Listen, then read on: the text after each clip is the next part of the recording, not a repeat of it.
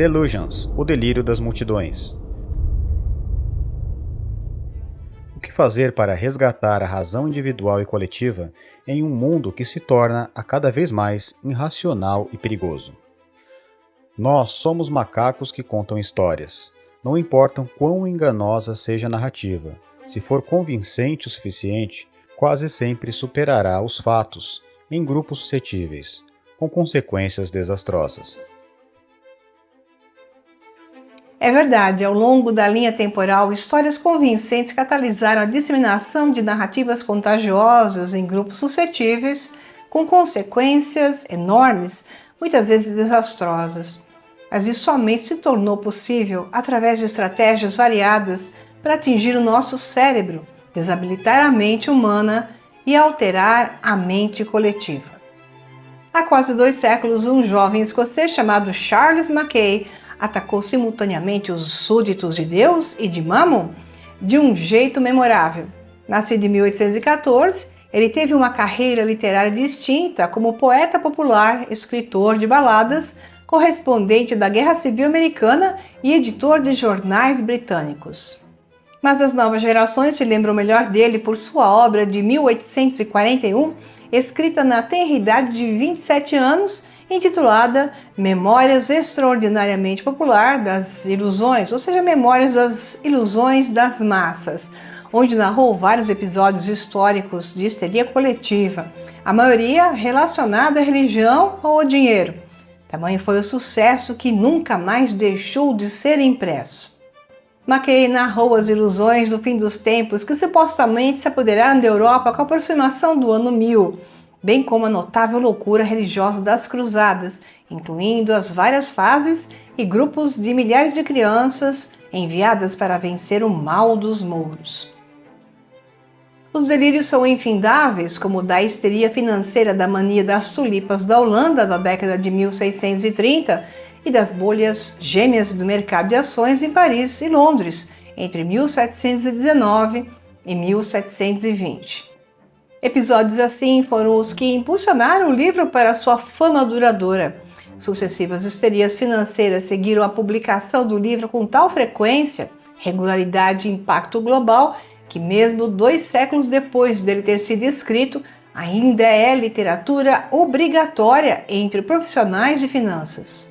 Embora os artigos de Mackay estivessem bem familiarizados com a irracionalidade humana e os delírios das multidões, eles não poderiam saber quais eram as fontes biológicas, evolucionárias e psicossociais precisas desses fenômenos. Mackay, por exemplo, deve ter se perguntado exatamente por que grupos de pessoas, de tempos em tempos, perseguem coletivamente os mesmos investimentos absurdamente superfaturados. Hoje temos uma ideia muito melhor de como isso acontece. Em primeiro lugar, os economistas financeiros descobriram que os seres humanos buscam intuitivamente resultados como recompensas muito altas, mas muito raras, como bilhetes de loteria que em média levam à perda de dinheiro, porém tentam seus compradores com a quimera de riqueza inimaginável. Além disso, nas últimas décadas, os neurocientistas descobriram o mecanismo anatômico e psicológico básico por trás da ganância e do medo, o chamado sistema límbico, que fica próximo ao plano mediano que divide o cérebro entre o hemisfério direito e esquerdo. Um par de estruturas do sistema límbico simetricamente localizado, chamados de núcleos accumbens, ou NACC em inglês, ficam aproximadamente atrás de cada olho, enquanto o outro par, a amígdala, situa-se logo abaixo das têmporas. Usando a ressonância magnética funcional, pesquisadores descobriram que os núcleos accumbens se ativam não apenas com recompensa, mas ainda mais intensamente com sua antecipação, seja culinária, sexual, social ou financeira, em contraste às amígdalas que disparam com nojo, medo e repulsa. Se, por exemplo, você adora a lasanha de sua tia, seus núcleos accumbens e sua conexão se ativarão cada vez mais rapidamente no caminho para a casa dela e provavelmente atingirão o pico quando o aroma sair da travessa. Mas assim que a primeira mordida é dada, sua taxa de disparo diminui E se sua tia lhe informar na chegada que ela queimou o prato, eles quase cessarão os disparos completamente. O benefício de um circuito antecipatório ativo parece óbvio. A Mãe Natureza favorece aqueles que antecipam e se esforçam, ao passo que o gozo da saciedade, uma vez alcançado, oferece pouca vantagem evolutiva. E poucas coisas provavelmente estimulam os núcleos acúmbeos, como o conhecimento de que as pessoas ao nosso redor estão se tornando ricas sem esforço. Como observou o historiador econômico Charles Kindlerberger, Não há nada mais perturbador para o bem-estar e julgamento de alguém do que ver um amigo ficar rico. nas últimas décadas, os psicólogos acumularam dados experimentais que analisaram a preferência humana pela racionalização em comparação com a racionalidade. Quando apresentados a fatos e dados que contradizem nossas crenças mais profundas, geralmente não consideramos e alteramos essas crenças de maneira adequada. Muitas vezes evitamos fatos e dados contraditórios e, quando não podemos evitá-los, nossas avaliações errôneas ocasionalmente até se fortalecem. E o que é ainda mais surpreendente, nos tornam mais propensos a fazer proselitismo. Em suma, a racionalidade humana, como tão lucidamente ilustrado por Mackay, constitui uma tampa frágil, perigosamente equilibrada no caldeirão borbulhante do artifício e da autoilusão. Então, quando olhamos para o passado e comparamos com o presente, vemos dois movimentos claramente associados: o delírio das massas, como eu acabo de citar, mais a sociopatia tecnocrática instituída pelos grupos de poder. Os tecnocratas são realmente mais inteligentes do que o resto de nós, ou eles apenas tendem a se superestimar ou, de outra maneira, nos subestimar?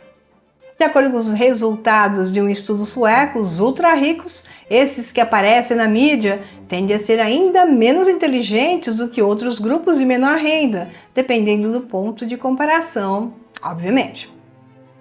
Os pesquisadores estudaram o teste do desempenho cognitivo de quase 60 mil militares, cujos testes de desempenho cognitivo foram realizados durante um período de cerca de 11 anos.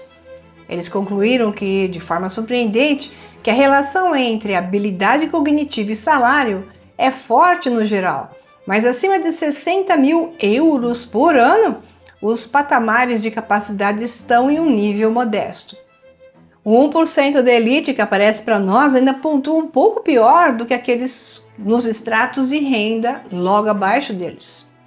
Então, por que confiamos nessas elites de tecnocratas poderosos? A pergunta certa a fazer seria se nossos destinos estão nas mãos de indivíduos sociopatas que simplesmente acreditam ser necessários e, portanto, é lógico, gerar constantemente montanhas altíssimas de cadáveres, como temos comprovado ao estudar a verdadeira história da humanidade. Isso é grave. Em seu livro Humankind, o historiador dinamarquês Rutger Bregman, que a propósito fez um discurso ardente na reunião do World Economic Forum de 2019 em Davos, pedindo mais impostos sobre os super ricos, e obviamente não foi mais convidado para voltar lá, né? Então ele aponta para um fenômeno chamado de sociopatia adquirida. Esse se refere à pesquisa do psicólogo americano Dashiell Keltner, que, segundo a qual as pessoas poderosas nesse meio são, entre outras coisas, mais egoístas, implacáveis e narcisistas. Eles não escutam os outros realmente, pois não gostam de tomar a perspectiva da outra pessoa. Empatia zero. Realmente eles são menos capazes de fazer isso. Cientistas usaram técnicas de imagem para mostrar que a sensação desse tipo de poder bloqueia o processo neurobiológico de espelhamento. Os neurônios espelhados nos permitem nos colocar no lugar de outras pessoas, espelhando suas ações ou gestos como se estivéssemos vivenciando sua situação atual. Se alguém bocejar, nós bocejamos. Mas não os psicopatas. Se você quiser testar alguém para ver se é psicopata ou não, boceje do lado e você terá alguma ideia. Mas para não julgar errado, boceje mais uma vez e dê mais uma chance. Então, o espelhamento é um pré-requisito para aprender com as experiências dos outros, mas também para a empatia, que as pessoas superpoderosas podem não ter completamente. Pessoas poderosas param de simular a experiência dos outros, diz Keltner, descrevendo um déficit de empatia e explicando os resultados desses estudos. O historiador americano Henry Adams, 1838 a 1918, já suspeitava que o poder muda o cérebro, descrevendo como uma espécie de tumor que termina matando as empatias da vítima. Eles agem como alguém com danos cerebrais, confirma Bregman. Mas se ainda assumirmos que os seres humanos são basicamente bons, como ele tenta provar em seu best-seller internacional, isso pode explicar porque existem personagens que, no entanto, trazem tanto desastre ao mundo, mas para eles, sob o ponto de vista deles, estão fazendo algum tipo de bem. Ou assim penso. Em qualquer caso, os autores do estudo Neurônio Espelho concluem que seus dados explicam a atitude comum dos poderosos de desconsiderar os impotentes.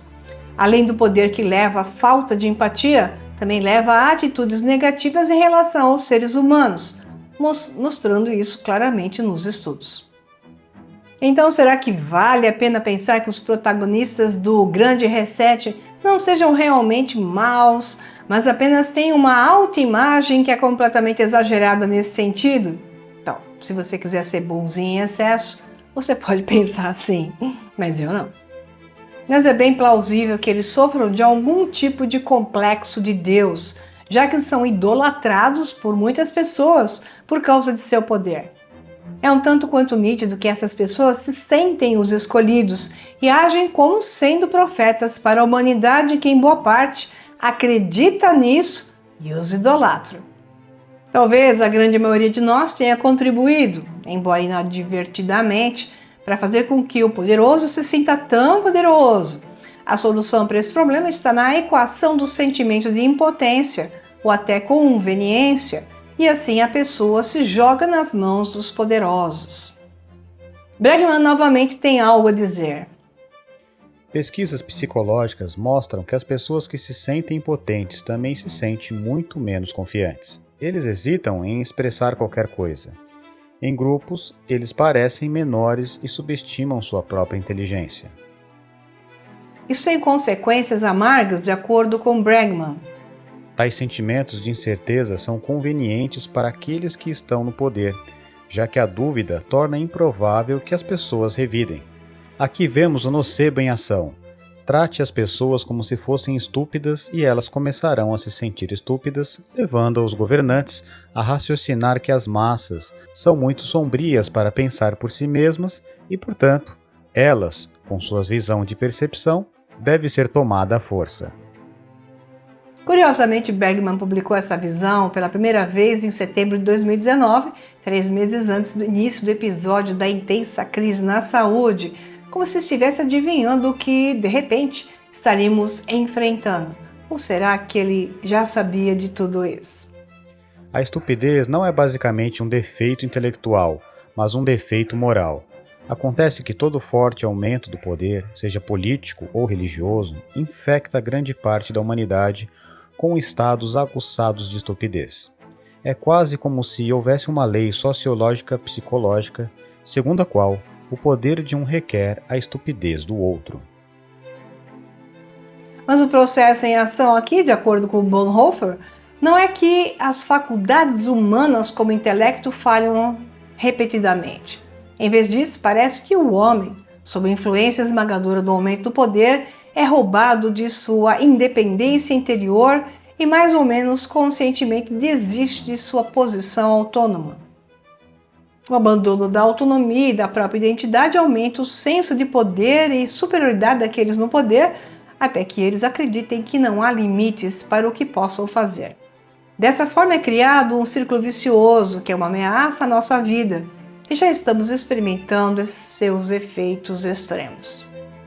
Por outro lado, essa também é a nossa chance, uma vez que reconhecemos esse círculo vicioso que também torna o impotente mais impotente, como um problema essencial de nossa situação atual, nós podemos mudar isso.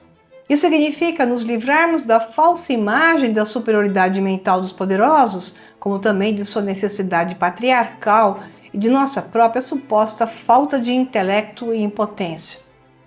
Para que isso ocorra, uma população necessita amadurecer e crescer em conhecimento verdadeiro. Somente quando entendemos que somos apenas vítimas das narrativas doutrinadoras, cuja culpa está em aceitá-las sem questionamentos, o mundo poderia pertencer a todos nós novamente. Mas o homem é basicamente bom? O homem é o animal mais compassivo, inteligente, imaginativo e bem-humorado do planeta. Ele criou obras de arte com beleza de tirar o fôlego e desenvolveu os métodos mais engenhosos de desvendar os mistérios do universo. Nunca houve uma criatura que se importasse tão sacrificialmente dos doentes e dos fracos, que lutasse tão incansavelmente pela liberdade e justiça, apesar de todas as derrotas. Muito foi escrito sobre o lado negro da humanidade, mas seu lado ensolarado geralmente foi deixado debaixo da mesa. Então, notícias negativas alimentam a noção de que o homem é mau, pelo menos desde o início da história cultural registrada, fomos doutrinados com essa ideia, porque tal narrativa fornece a tal justificativa essencial para o poder religioso e estatal. O homem mau deve ser controlado. Essa também é a base do conceito do pecado original, que supostamente, segundo alguns conceitos religiosos incoerentes, é inerente à natureza humana, transmitida a toda a humanidade através da reprodução. A história cristã da queda do paraíso, no entanto, revela qual é exatamente a falha crucial na natureza humana, de acordo com os poderosos. De acordo com a tradição bíblica, Adão e Eva foram os primeiros humanos a transgredir uma proibição de Deus, comendo da árvore do conhecimento. Então, o homem é mau porque ele está disposto a desobedecer às proibições sem sentido para satisfazer sua sede de conhecimento. Essa doutrinação é, por um lado, muito conveniente para manter o status dos poderosos e aceitar sua opressão, mas sair desse jogo exige muito conhecimento e razão, algo que falta mais do que nunca a essa civilização. A curiosidade e a necessidade de conhecimento estão na natureza do cérebro, exatamente na região do hipocampo. Um cérebro sadio anseia por novas informações e visões alternativas. Uma pessoa com um cérebro danificado em algum nível crê no que lhe dizem, especialmente se está relacionado ao mesmo padrão ao que está acostumado, portanto, reconhece. Mas, obviamente, com o mantra, o homem é basicamente mau, foi criada uma imagem que legitima a dominação. E, como é explicado pela história bíblica da queda, não deve ser questionado. Uma humanidade perdida, incoerente, inculta, irracional, pecadora e perigosa é perfeita para o julgamento.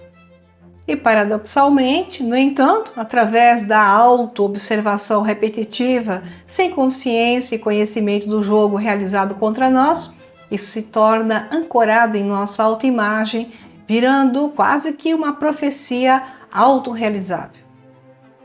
Aqueles que consideram os outros fundamentalmente maus se comportam de maneira hostil, o que faz com que o outro também não seja muito amigável. É assim que o círculo vicioso narrativo se torna completo em um mundo de acusações, julgamentos egóicos, irracionais e covardes. Gradualmente, os governantes mundanos deslizaram para o papel autocriado e permitido de um tipo de supervisor necessário para controlar o mal, assim dizem, e assim consideram seu poder dado por Deus, sendo, portanto, representantes para nos controlar e punir. Assim, então, se justifica o atual sistema para ser implantado de pontuação social. A natureza perigosa e destrutiva do ser humano, afinal, completamente maligna, só pode ser cortada pela raiz por uma vigilância perfeita e regras rígidas. A massa acreditará que isso é bom e a justificará com apoio. Eu realmente espero que você tenha tido uma experiência diferente do que se vende na mídia. Em vez disso, a pessoa que conhecemos se distingue pela bondade, um amigo, um marido, uma família, colegas que provem o contrário. Então, se não reagirmos, como diz Bregman, um pouco engraçado, mas nem tanto, o homem está se transformando de um Homo sapiens para um Homo pupi ou Homo pet, um animalzinho que gosta quando lhe dizem que é bonzinho e aí ganha um biscoitinho. Então, pessoal, como impedirmos esse terrível destino? É o que eu digo constantemente com a minha hashtag Conhecimento Desperta, associada a um corpo com um cérebro mais saudável que permite decisões melhores. Sim, a humanidade está doente sobre todos os níveis, mas a doença mais grave se chama desejo de ignorância. Estamos no meio de uma guerra global, não apenas contra a nossa liberdade de pensamento e expressão e nossas crenças mais básicas, como a jornalista americana Naomi Wolf disse, mas também nossa capacidade de pensar e nossa individualidade que está sendo plenamente perdida. Essa guerra foi unicamente projetada para nos doutrinar, mas ainda podemos vencer, porque somos basicamente bons e, portanto, bastante capazes de fazer a coisa certa em tempos de crise, especialmente quando não apenas o nosso próprio futuro está em jogo, mas, presta atenção, o futuro dos nossos filhos e de todas as gerações futuras está em nossas mãos. O campo de batalha dessa guerra está centrado em nosso cérebro, então a defesa deve ocorrer lá. Nossas armas devem proteger o hipocampo, o centro das memórias autobiográficas. Acredite, o principal alvo do ataque é de natureza puramente mental. Nossas memórias, nosso pensamento do sistema de segunda fase cerebral, empatia, criatividade, autoconsciência, resiliência psicológica, força de vontade, resistência e consciência social são todas as propriedades diretas ou indiretamente ligadas à neurogênese produtiva da área cerebral chamada de hipocampo adulto e do pensamento do sistema 2. A intensidade da inflamação de nossos corpos e cérebros e distúrbios e doenças degenerativas prova a ação direcionada sobre plano específico. Portanto, temos que despertar. Nosso trabalho deve estar focado em um processo intenso de antidoutrinação e de minimização dos distúrbios físicos, adquirindo uma visão clara das áreas mais relevantes por onde devemos começar. Então, comece reconhecendo os cisnes negros, os grandes choques impostos à população de forma a justificar as ações contra nós. Estamos vivendo um após o outro na saúde, na economia, na liberdade, nas ações, nas manipulações climáticas, na digitalização, etc. As loucuras e ilusões das massas são eventos que provocaram o que o autor Nassim Nicholas Taleb chamou de cisnes negros, problemas de percepção causados nas pessoas por eventos aleatórios e inesperados que provocam impacto num grupo ou em comunidade de grande porte. Diante de eventos inesperados e histerias coletivas, nós perdemos parte da capacidade de lidar racionalmente com a situação, de julgar o que é mais coerente e até de explicar o que realmente aconteceu.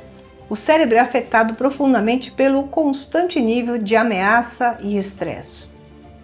Temos que conhecer as tendências dos comportamentos humanos e sairmos das mesmas ilusões das quais a consciência de massa está centrada.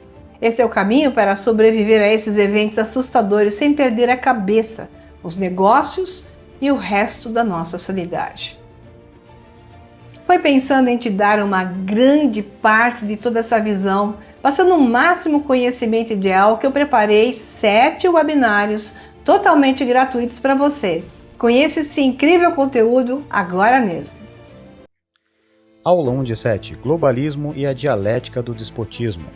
Nesta aula você conhecerá a índole dos conceitos políticos que, como qualquer criatura, nascem, crescem e morrem. Entretanto, a essência é sempre a mesma: doutrinação e obediência. Como enxergar e se livrar desse sistema? Aula 2 de 7. Os invisíveis atores do globalismo. A fase atual do globalismo, ainda embrionária, é caracterizada pela existência de uma pluralidade de atores que devem ser definidos tanto por sua composição apátrica quanto por sua capacidade efetiva de impor sua vontade sobre as nações. O que significa isso e de que estamos falando? Aula 3 de 7, a Agenda 2030, desmascarada. Você acredita que as áreas da ciência, economia, sociais e políticas trabalham para gerar a paz mundial e um mundo melhor e mais justo?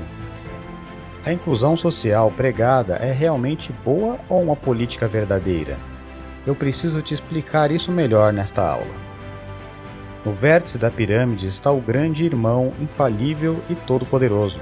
Considera-se que todo sucesso, conquista, vitória ou descoberta científica, qualquer conhecimento, sabedoria, felicidade e virtude são atribuíveis diretamente à sua liderança de inspiração. George Orwell. Aula 4 de 7. Casas mal-assombradas. Como a doutrinação da mente e o implante de memórias está assombrando a humanidade. Aula 5 de 7.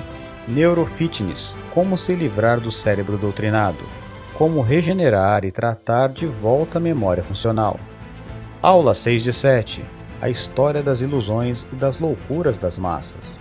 As loucuras e ilusões das massas são eventos que provocam o que o autor Nassim Nicholas Taleb chamou de cisnes negros. Problemas de percepção causados nas pessoas por eventos aleatórios e inesperados que provocam impacto num grupo ou comunidade.